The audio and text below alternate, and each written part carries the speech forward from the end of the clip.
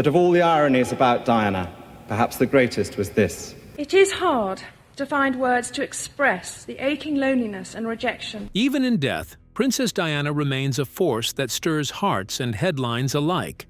Revered as the people's princess, her memory lingers not just in photographs or documentaries, but in the private corners of her estate, places untouched for decades. In her secluded archives, investigators recently uncovered personal treasures that had remained hidden from the world. These weren't just relics of a royal past, they were raw, emotional fragments of Diana's untold story. And what is the reaction from Prince William and Harry? It was nothing short of stunned silence. The silent sanctuary, Diana's resting place at Althorp, tucked away in the serene English countryside, lies a place so peaceful, so untouched, it almost feels like time stands still. It's not a royal palace or a grand cathedral. It's something far more intimate. This is where Princess Diana rests. While most members of the Spencer family, including her father John Spencer, were laid to rest at St. Mary the Virgin Church in Great Brington, Diana was buried nearly 80 miles away, far from the family vault, in a spot chosen with great care and emotion. Her final resting place wasn't a random decision. It came after deep reflection by her brother, Charles Spencer, who chose the grounds of their childhood home, Althorp Estate. This decision wasn't just about protecting her from the intrusive lens of the media. It was about peace, privacy, and preserving the memory of a sister who had already endured so much public scrutiny in life. Charles knew Diana deserved a space shielded from the spotlight, even in death. But there was another layer, more personal and touching. Diana's sons, Prince William and Prince Harry, were still just boys when they lost their mother. Charles believed it was important that they have a quiet, safe place to visit her whenever they wished, somewhere without flashing cameras or watchful eyes. In a heartfelt interview with People magazine, he explained, "It is luckily very tranquil here, and they can come and go as they wish, whenever they want. And that's very lovely for me to know." In his 1998 book, Althorp, The Story of an English House, Charles expanded on this sentiment. "We all agreed that with its beauty and tranquility, this was the place for Diana to be," he wrote. And so, Diana's grave was placed on a small, secluded island in the middle of a quiet lake on the estate, accessible only by boat or special permission. But this idyllic setup came with challenges. For her 1997 funeral, a temporary walkway was built so mourners could reach the island. After the ceremony, the walkway was removed, leaving the island almost inaccessible. This, too, was intentional, a way to guard her resting place from becoming a spectacle. The lake itself carries a bit of family history. Designed in the 1800s by landscape artist Samuel Lappage, it was built during an era when winters were cold enough for ice skating. The Spencer family cherished those frozen moments. In a 2022 Instagram post, Charles shared a childhood memory, writing, "It was put in because my family had a thing for ice skating." Even the water surrounding Diana's grave connects to the joy of their shared past. To honor her life, a solemn pathway now leads to the lake, lined with 36 majestic oak trees, each symbolizing a year of Diana's life. These trees weren't planted by strangers. They were placed with love by those who knew her best: her sons, her brother, other Spencer relatives, and even members of the royal family, including Queen Elizabeth II, the Queen Mother, and King Charles. It's a living tribute, rooted in grief, love, and memory. Although the public can't access Diana's grave, a dedicated memorial was created for those who wish to pay their respects. In July 1998, just a year after her passing, a stunning monument was unveiled on the estate grounds. A graceful structure known as the Temple, originally bought in the 1880s by John, the 5th Earl Spencer, for just $3. This Grecian-style building now stands as a powerful tribute to her life and legacy. A museum on the Althorp estate in memory of Princess Diana. But could what's displayed there hold secrets even her sons never knew? Stay with us. Althorp's intimate museum of Diana's life. For many years, the Althorp estate quietly held a deeply personal tribute to one of the most beloved figures in modern history. Tucked within its sprawling grounds was a museum unlike any other, dedicated entirely to the life and memory of Princess Diana. Unlike the typical grandeur of royal exhibitions, this was something far more intimate. Visitors didn't just come to admire dazzling tiaras or elegant evening gowns. They came to feel closer to Diana herself. The museum displayed her most iconic pieces: dresses that once graced red carpets, radiant jewelry that sparkled under the flash of the paparazzi, and items that told the story of a princess admired for her grace and style. But beyond the glamour, it was the deeply personal artifacts that left the strongest impression. There were handwritten notes in Diana's graceful cursive, candid family photographs that captured her warmth, and home videos showing her as a mother, a sister, and a woman full of life. It offered a glimpse behind the headlines, allowing people to connect with the real Diana. According to the Washington Post, Charles Spencer, the 9th Earl Spencer and Diana's younger brother, pledged that much of the museum's revenue would be donated to the Princess Diana Memorial Fund. His hope was to continue her charitable work and extend her legacy far beyond her years. In fact, the museum even featured a surprising commercial touch: a margarine tub bearing the official logo of the Diana Princess of Wales Memorial Fund, the first consumer product ever to do so. Although the museum officially closed in 2014, Diana's spirit still lingers within the estate. Each summer, during the months of July and August, the Althorp estate opens its doors to visitors from around the globe. People come not only to admire the historical beauty of the estate, but to honor a woman whose compassion, vulnerability, and strength touched hearts everywhere. Althorp itself is no ordinary estate. Nestled in the quiet, picturesque countryside of West Northamptonshire, it spans more than 13,000 acres of rolling green parklands, lush gardens, and centuries-old woodlands. It sits just 6 miles from the town of Northampton and about 75 miles from the bustle of London. Surrounded by the charming villages of Great Brington and Harleston, Althorp offers a peaceful escape from modern life, a setting that feels almost frozen in time. The estate's history runs deep. First recorded in the Domesday Book of 1086 as Urp, the land evolved into a thriving village by the 1300s before mysteriously being abandoned around 1505. Just 3 years later, in 1508, it was purchased by John Spencer, who had grown wealthy from sheep farming. With his fortune, he established the grand estate that would become the ancestral home of the Spencer family. The house standing today was rebuilt in 1688 and has hosted centuries of British nobility, including King Charles I. In the 18th century, the estate became a cultural and intellectual hub. George John, the 2nd Earl Spencer, built a private library so vast it eventually held over 100,000 volumes, making it one of the largest in Europe. Sadly, financial struggles forced the family to part with many of its treasures, including rare books and lavish furnishings. Architecturally, the home is a marvel. Originally a Tudor red brick mansion, it was transformed in the late 1700s by architect Henry Holland, who modernized it with mathematical tiles and Corinthian pillars. One of its most breathtaking spaces is Wootton Hall, a grand entranceway celebrated for its Georgian design.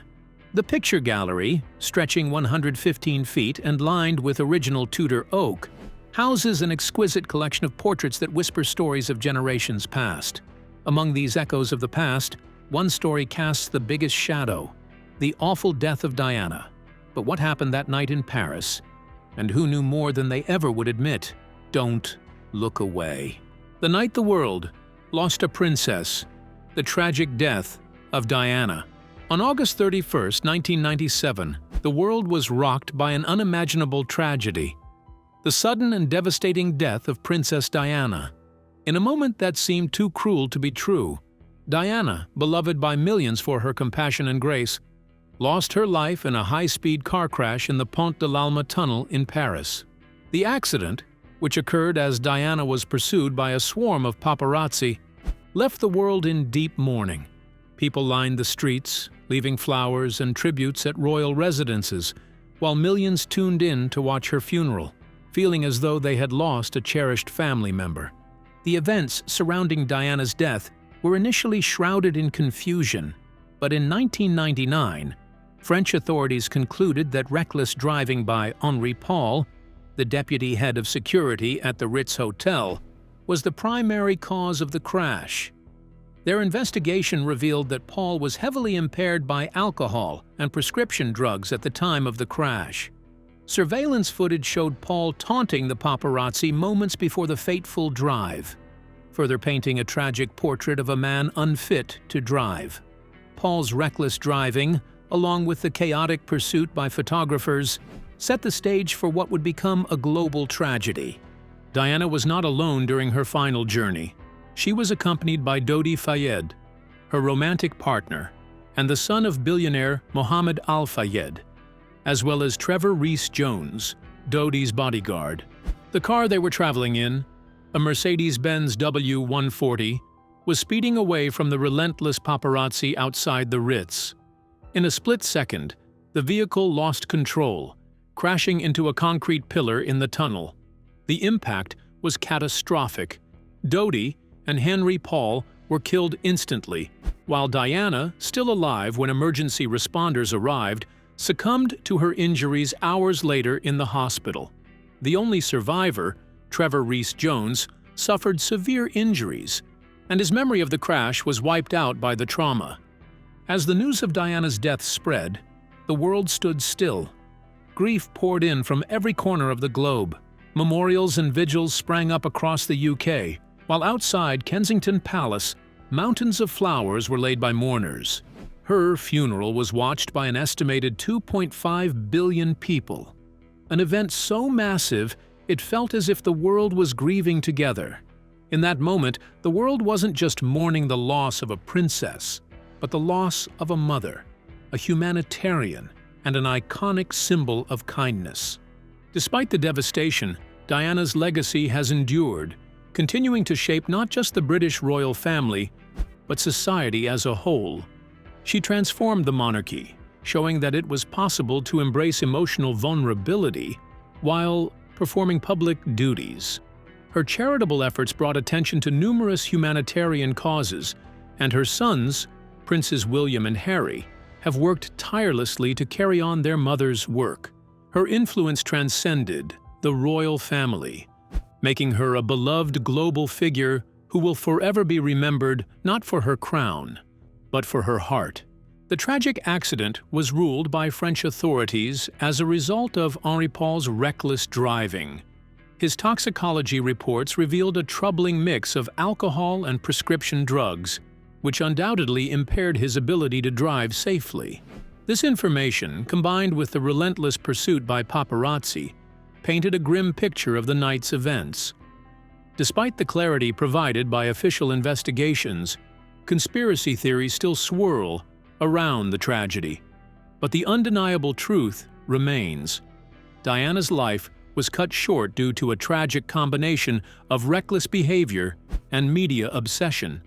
At just 36 years old, Diana's death was a devastating blow to her family, particularly her sons, who were only 15 and 12 at the time. The world witnessed their grief, and it reminded everyone that Diana was not just a figurehead.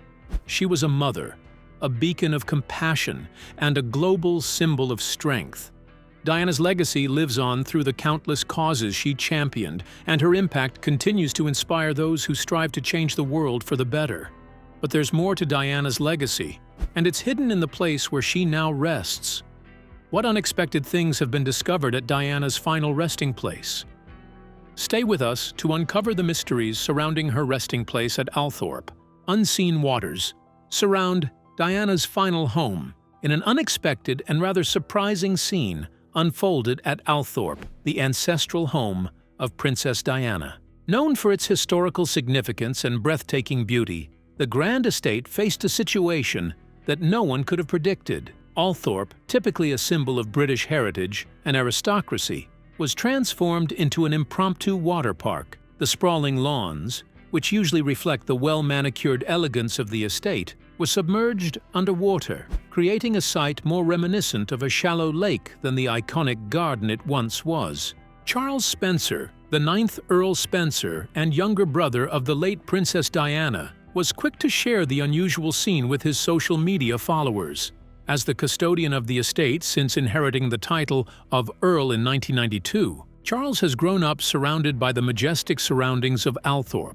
However, the sight he witnessed that day was completely out of the ordinary. In a striking image shared on his Instagram stories, the front lawn appeared completely flooded. The water stretched across the lawn as though it had claimed the space for itself, turning the land into an unexpected body of water. If you closed your eyes, it was easy to imagine ducks floating lazily across the once pristine expanse of grass. With his trademark wit and dry sense of humor, Charles captioned the photo with the understated remark, "The front lawn at Althorp looking a little soggy." It was a rare moment of levity, offering his followers a glimpse into the usually dignified estate in a situation so unexpected that even he couldn't help but find the humor in it. Despite the waterlogged scene, Charles maintained his composure, embodying the poise for which he is known. His reaction to nature's surprise was calm and amusing, as he lightly acknowledged the bizarre transformation of his family's historic grounds. The flooding had not only taken over the lawn, but had spread across much of the estate. Charles shared additional images taken by the estate's conservation manager, offering a more detailed look at just how extreme the flooding had become. He captioned these images with a simple yet telling phrase, "As wet as I've ever seen it at Althorp House today." The statement, casual yet powerful, underscored how truly rare the event was and highlighted just how far-reaching the unpredictable weather patterns had become. For those who follow Charles Spencer online, these kinds of updates are a regular feature. Whether sharing serene countryside views, updates about the estate's history, or insights into ongoing restoration projects, Charles often gives a behind-the-scenes look at life at Althorp. However, the photos of the flooded lawn struck a different tone. They acted as a stark reminder that despite its grandeur and history, even a place like Althorp is not immune to the whims of nature. Althorp itself is an estate of incredible size, spanning over 13,000 acres. Its main house, an impressive example of Georgian architecture, is only one of the many stunning features of the property. In addition to the mansion, the estate is home to expansive gardens, woodlands, lakes, and farmland. Althorp has witnessed royal visits, significant family events, and many of the Spencer family's most cherished memories. But perhaps the most poignant aspect of the estate is that it is the final resting place of Princess Diana. Her grave is situated on a small island in the round oval lake within the grounds, making the estate a place of deep emotional significance for her family and the world. Given this, the rising waters around Althorp likely stirred mixed emotions in Charles and others closely connected to the estate. To see the land, which holds so many personal and historical memories, flooded was a stark reminder of how fragile even the most revered places can be. The water creeping so close to Diana's final resting place must have been especially poignant. It serves as a visual metaphor for the unpredictable forces of nature, capable of changing even the most well-established and iconic locations. The flooding also brought attention to a growing concern in the UK, the increasing frequency and severity of unusual weather events. While Althorp is a grand estate, well-equipped to handle many challenges, not all places are so fortunate. The event was a reminder of the larger environmental shifts taking place, affecting even the most timeless of landmarks. Yet, despite the sudden inundation of water, Charles's reaction remained composed. Instead of expressing frustration or concern, he found a way to laugh at the situation. His post, filled with his characteristic humility and charm, reminded his followers that even the custodians of grand estates are powerless in the face of nature's unpredictability.